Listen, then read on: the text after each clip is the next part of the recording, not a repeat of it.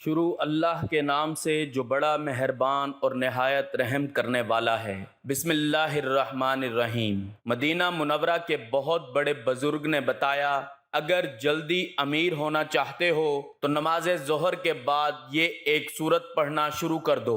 تمام تعریفیں اللہ کے لیے ہیں، وہی نیک لوگوں کا ولی ہے۔ میں گواہی دیتا ہوں کہ اللہ کے سوا کوئی بھی معبود برحق نہیں، وہ یکتا ہے، اس کا کوئی شریک نہیں، اور میں یہ بھی گواہی دیتا ہوں کہ ہمارے نبی محمد صلی اللہ علیہ وآلہ وسلم اللہ کے بندے اور اس کے رسول ہیں۔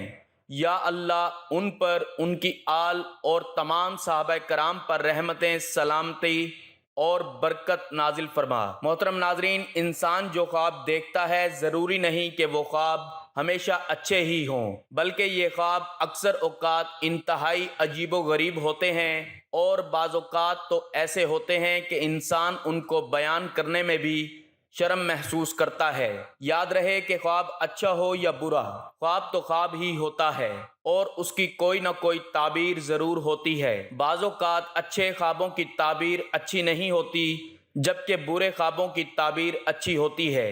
اس لیے خواب کو برا نہیں سمجھنا چاہیے، بلکہ اہل علم سے اس کی تعبیر پوچھ لینی چاہیے۔ آج کی ویڈیو میں ہم آپ کو کچھ خوابوں کی تعبیر بتانے جا رہے ہیں، اور آپ کو یہ بھی بتائیں گے کہ جب دولت قریب آتی ہے تو کون سی 5 چیزیں ہیں جو انسان کو خواب میں دکھائی دیتی ہیں۔ مطلب یہ ہے کہ اگر آپ کو ان 5 چیزوں میں سے کوئی چیز خواب میں دکھائی دے تو سمجھ لیں کہ دولت آپ کے بہت قریب آ چکی ہے۔ اللہ پاک نے اس کائنات کو بے شمار مخلوقات سے آباد فرمایا، پھر اللہ نے انسان کو اشرف المخلوقات اور زمین میں اپنی خلافت کا حقدار ٹھہرایا۔ انسان کو اللہ پاک نے بہت سی وہ نعمتیں عطا فرمائیں جو کسی دوسری مخلوق کو میسر نہیں۔ انہی میں سے ایک نعمت خواب بھی ہے۔ خواب مومن کے لیے بشارت ہے، جیسا کہ حدیث پاک سے معلوم ہوتا ہے۔ رسول اللہ صلی اللہ علیہ وآلہ وسلم نے ارشاد فرمایا، نبوت ختم ہو گئی، اب میرے بعد نبوت نہ ہوگی، ہاں بشارتیں ہوں گی۔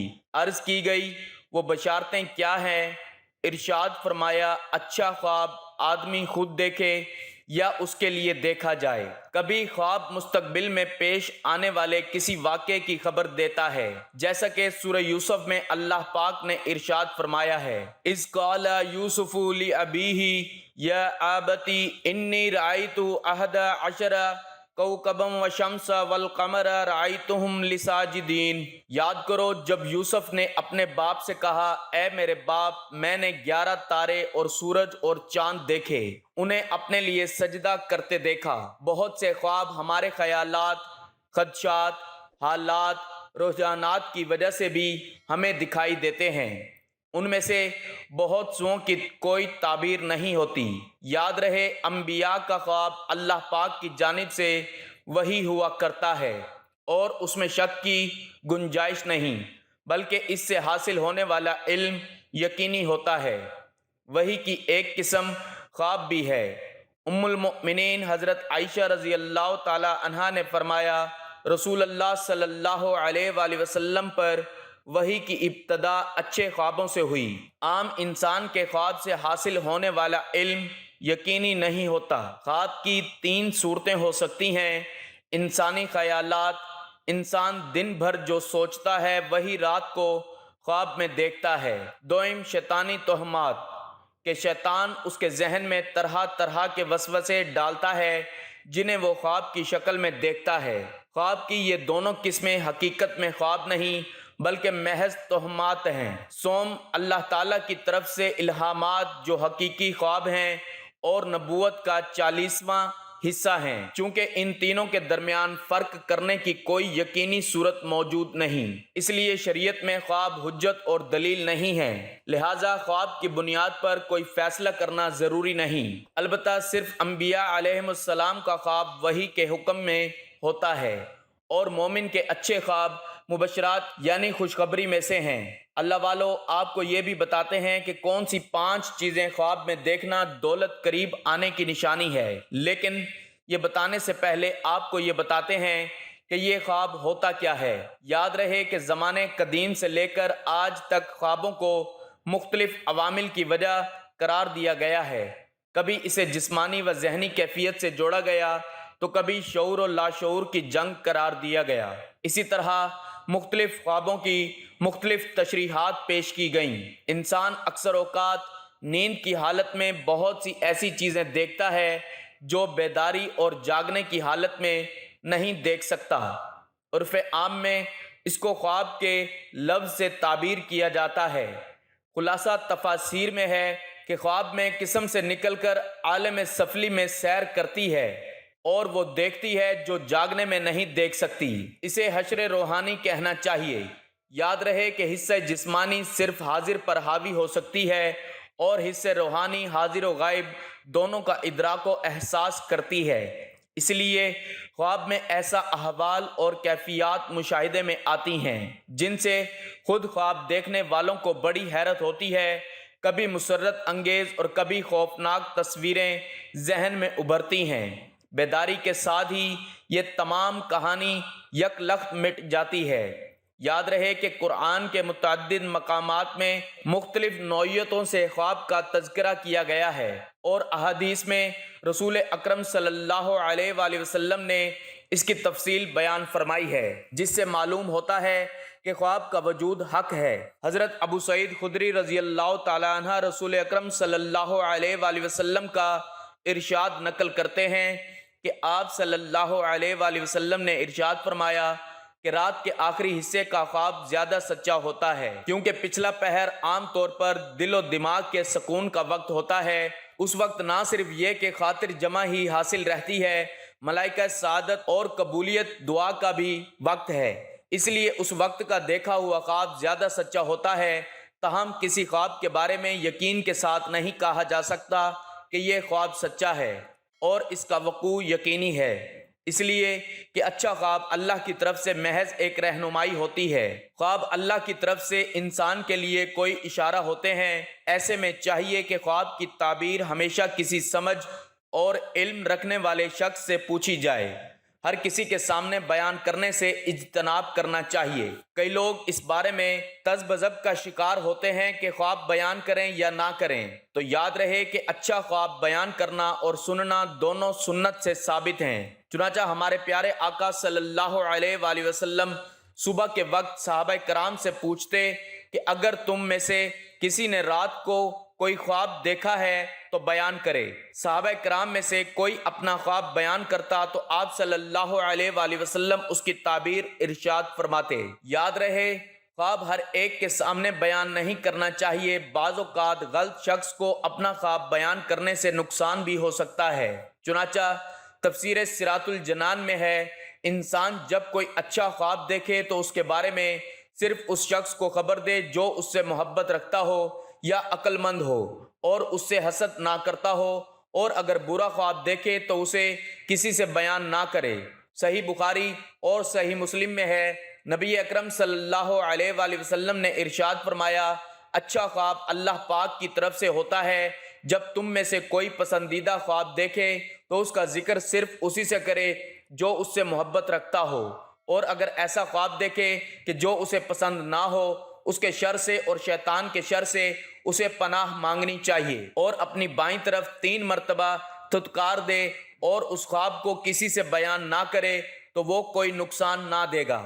اس طرح کی ایک حدیث پاک کی شرح میں مفتی احمد یار خان رحمۃ اللہ علیہ تحریر فرماتے ہیں، یعنی اچھے خواب ضرور بیان کریں تاکہ اس کا ظہور ہو جائے، مگر بیان کریں ایسے عالم معتبر سے جو اس کا دوست و خیر خواہ ہو، تاکہ وہ تعبیر خراب نہ دے، اچھی تعبیر دے۔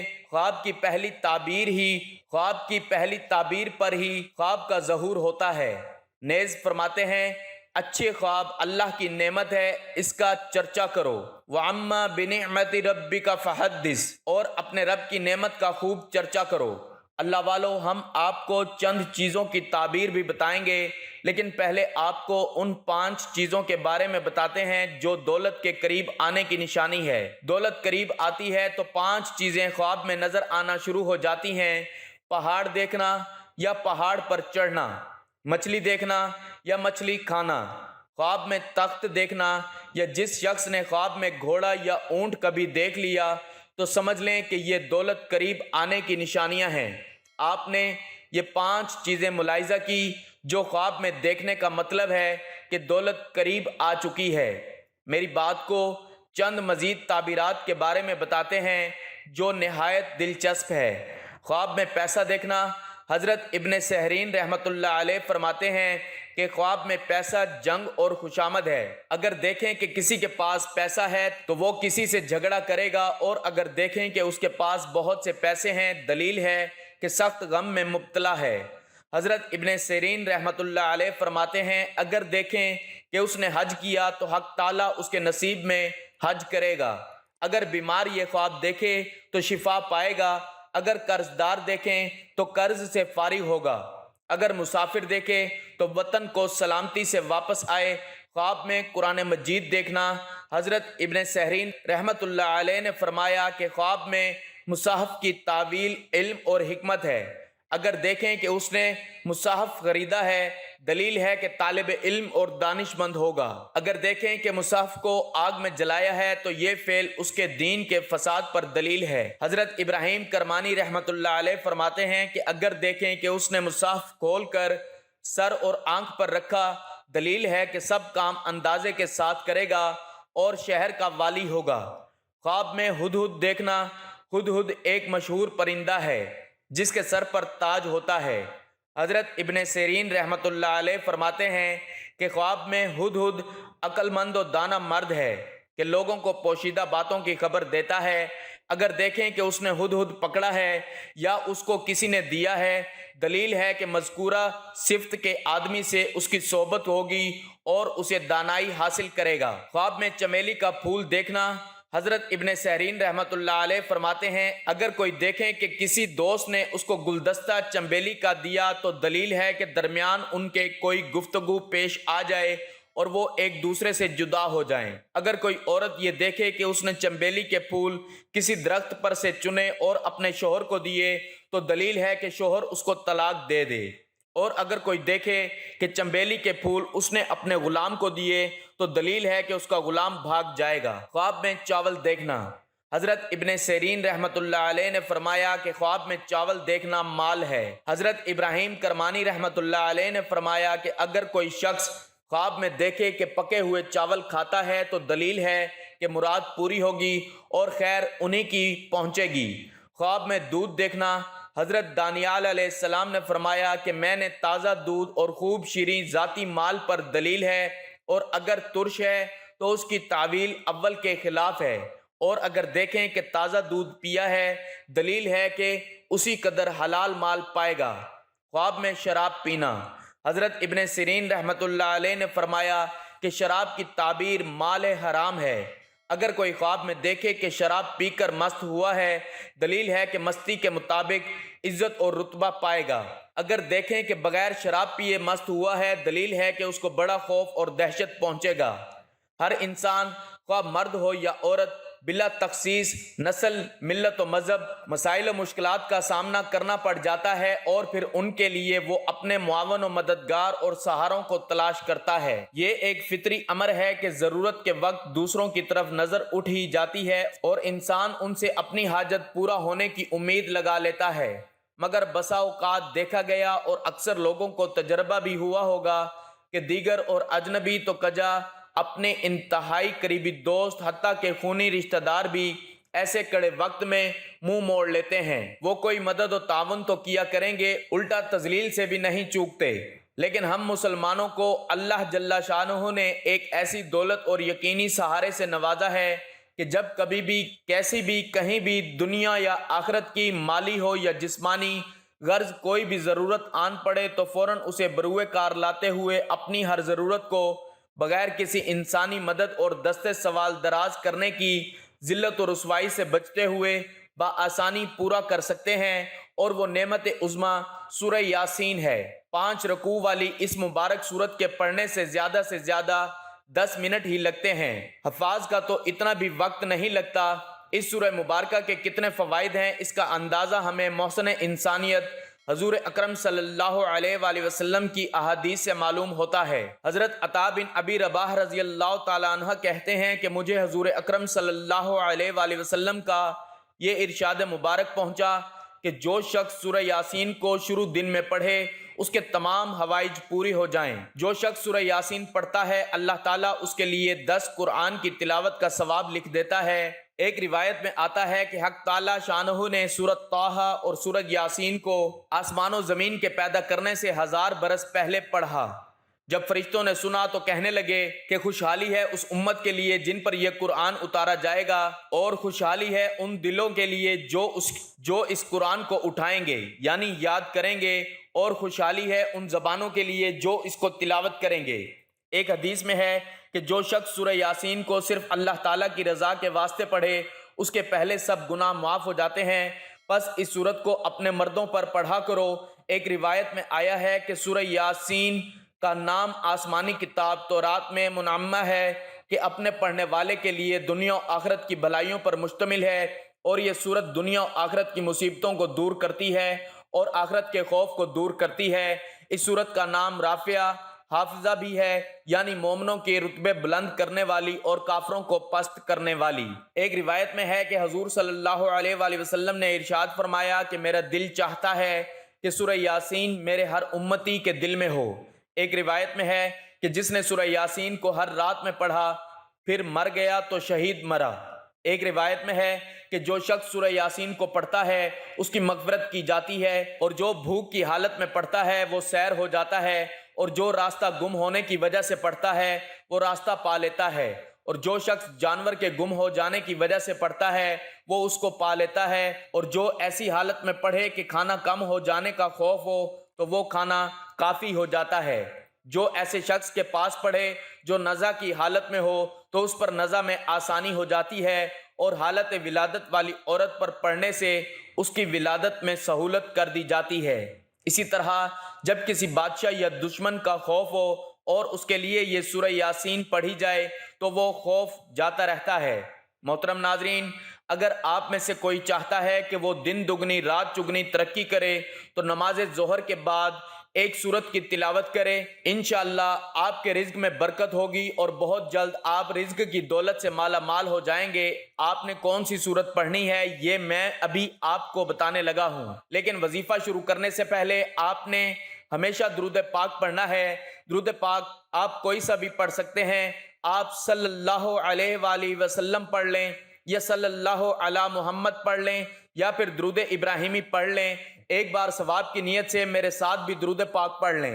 اللہم صلی علی محمد وعلی آل محمد کما صلیت علی ابراہیم وعلی آل ابراہیم انک حمید مجید۔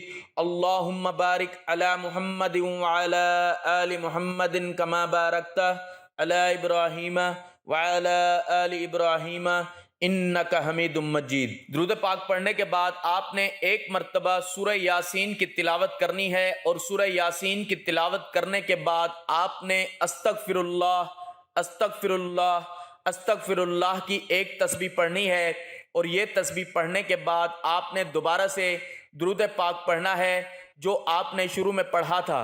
محترم ناظرین، یہ عمل کرنے سے آپ کے رزق میں بہت زیادہ برکت ہوگی، کیونکہ سورہ یاسین کی فضیلت کے بارے میں تو سبھی لوگ جانتے ہیں۔ حضرت انس رضی اللہ تعالیٰ عنہ سے روایت ہے، فرمایا کہ رسول اللہ صلی اللہ علیہ وآلہ وسلم نے ارشاد فرمایا کہ ہر چیز کے لیے دل ہوتا ہے، اور قرآن کا دل سورہ یاسین ہے، اور جس شخص نے سورہ یاسین کی تلاوت کی تو اللہ تعالیٰ اس کے لیے 10 بار قرآن پڑھنے کا ثواب لکھے گا۔ اللہ تعالیٰ ہم سب کو کامل یقین کے ساتھ اس پر عمل کرنے کی توفیق عطا فرمائے، آمین۔ ناظرین، اللہ تعالیٰ کے 99 ناموں میں سے کوئی ایک نام لکھ کر کمنٹس میں ضرور شیئر کریں۔ اللہ ہم سب کا حامی و ناصر ہو، آمین۔